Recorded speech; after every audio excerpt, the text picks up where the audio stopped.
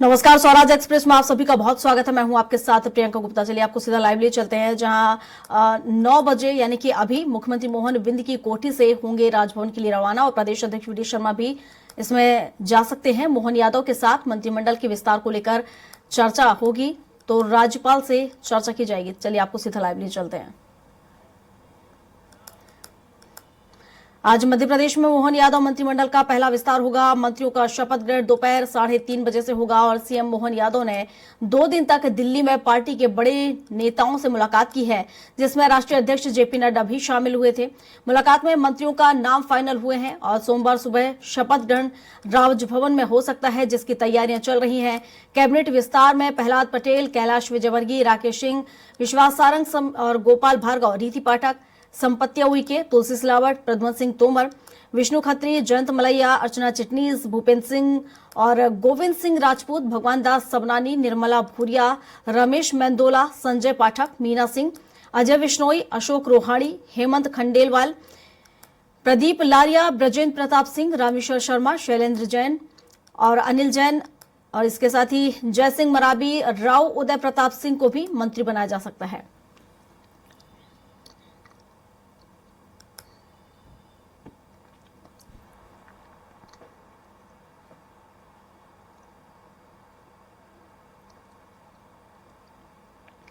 तो डॉक्टर मोहन यादव मंत्रिमंडल का पहला विस्तार आज हो सकता है। हालांकि आपको बता दें कि मंत्री पद की शपथ लिए हुए 10 दिन बीत चुके हैं और अब तक मंत्रिमंडल का विस्तार नहीं हो सका है। रायशुमारी चल रही है और देखा जाए तो जो अनुभवी नेता है, कहीं ना कहीं उनमें पेच फंसा हुआ है, जिसके चलते कई बार दिल्ली दौरा भी सीएम मोहन यादव ने किया है। और आपको बता दें, पिछले 7 दिनों की अगर बात की जाए तो 7 दिनों में तीसरी बार वो दिल्ली दौरे पर रहे। 2 दिन उन्होंने दिल्ली में बिताई है। रायशुमारी यहाँ पर शीर्ष नेतृत्व के साथ उन्होंने की है।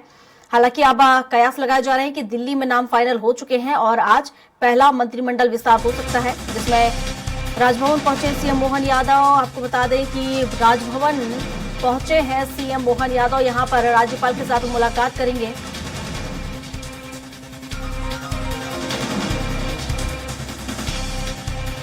और चलिए हमारे साथ सीधा लाइव जुड़ चुके हैं दुर्गेश गुप्ता राजभवन से। उनसे ही जान लेते हैं किस तरह की तस्वीरें वो देख पा रहे हैं। दुर्गेश, राजभवन पहुंचे हैं सीएम मोहन यादव, क्या कुछ तस्वीरें आप वहां पर देख पा रहे हैं?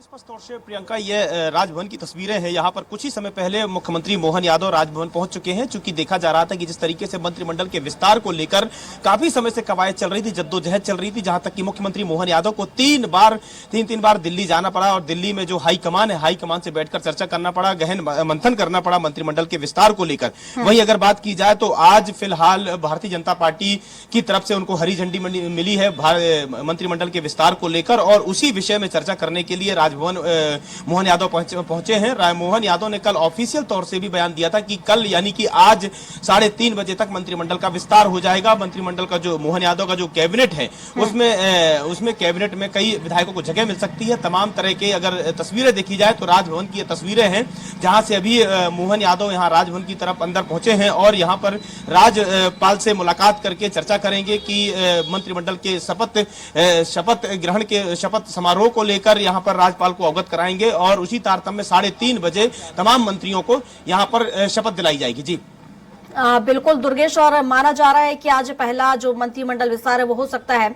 25 से ज्यादा नाम इसमें शामिल किए जा सकते हैं। जिस तरीके से हमने देखा कि जो कहीं ना कहीं अनुभवी नेता थे, उनमें पेच फंसा हुआ था। क्या माना जाए, किन चेहरों को मौका दिया जा सकता है? क्या कुछ सुबुगाहट?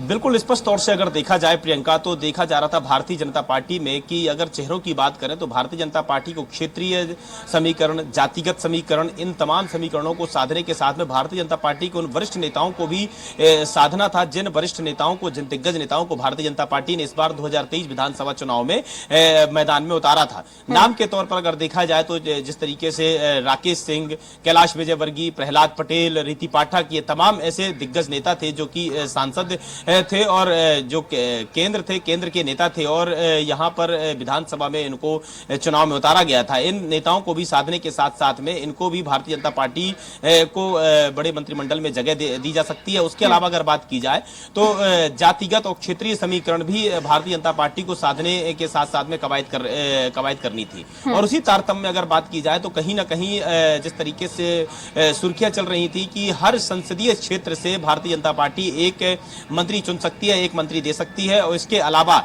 गुजरात फॉर्मूले पर भी भारतीय जनता पार्टी काम कर सकती है। हालांकि अभी तक कुछ भी कह पाना प्रियंका जल्दबाजी होगा, क्योंकि जिस तरीके से भारतीय जनता पार्टी जब भी कोई ऐसा फैसला लेती है तो कहीं ना कहीं भारतीय जनता पार्टी सस्पेंस में रहकर फैसला लेती है। हमने मुख्यमंत्री के तौर पर देखा कि मुख्यमंत्री में कई दिग्गज नेताओं के नाम चले, लेकिन जब भारतीय जनता पार्टी ने मुख्यमंत्री का नाम अनाउंस किया तो सभी लोग इस फैसले को लेकर चौंक गए कि मुख्यमंत्री मोहन यादव होंगे। इसके अलावा अगर बात की जाए तो उसी तरह से कैबिनेट को लेकर भी अभी भी भारतीय जनता पार्टी की तरफ से सस्पेंस है। हालांकि मीडिया खानों में कई लोगों के नामों की लिस्ट जरूर चल रही है, लेकिन किसी भी प्रकार से उन पर मुहर लगाना या कंफर्म बता देना कि वही मंत्रिमंडल में उनको जगह मिल सकती है, यह कहना जल्दबाजी हो जाएगा। जब तक कि 3:30 बजे तक सभी मंत्रियों का ऑफिशियल तौर से अनाउंस नहीं हो जाता है, ऑफिशियल तौर से शपथ नहीं ले लेते हैं, तब तक यह कह पाना मुश्किल होगा कि आखिरकार भारतीय जनता पार्टी किन चेहरों को मंत्रिमंडल में शामिल कर सकती है।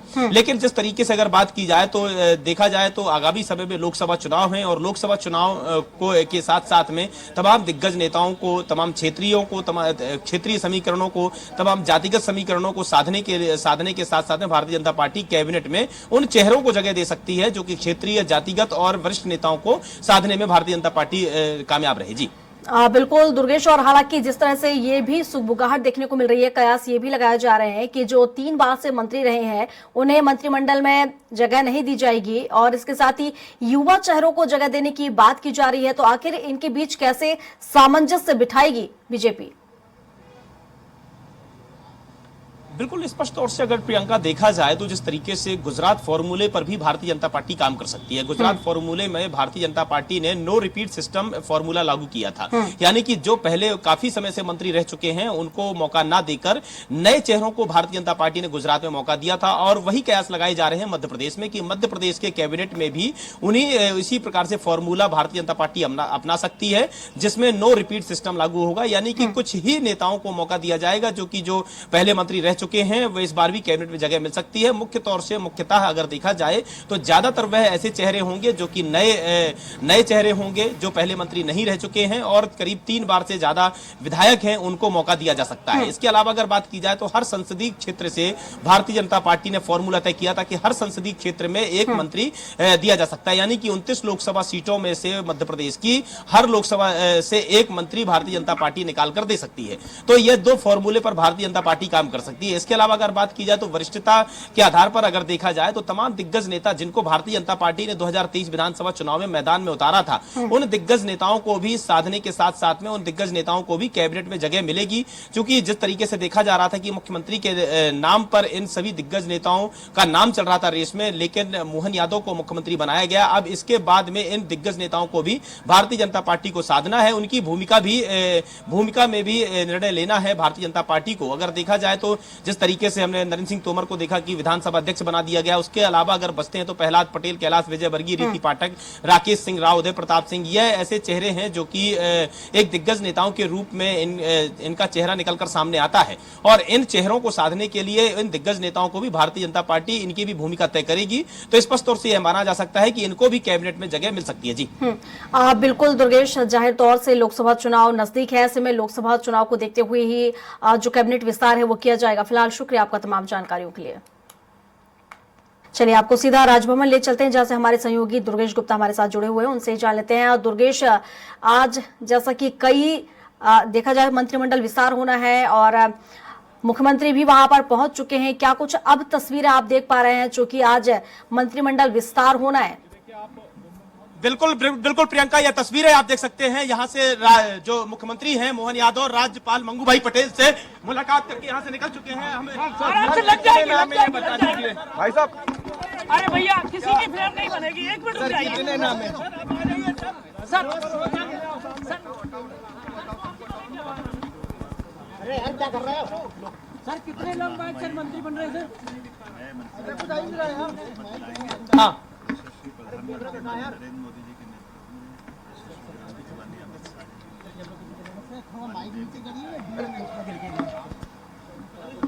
उसके मार्गदर्शन के पश्चात आज निश्चित रूप से नया मंत्रिमंडल नई सरकार के गठन के साथ देश के सर कितने होंगे नाम कितने हैं सर? ये मंत्री बनेंगे सर कितने नाम कैसा मंत्रिमंडल रहेगा? कैसा मंत्रिमंडल रहेगा? कितने मंत्रियों का रहेगा सर?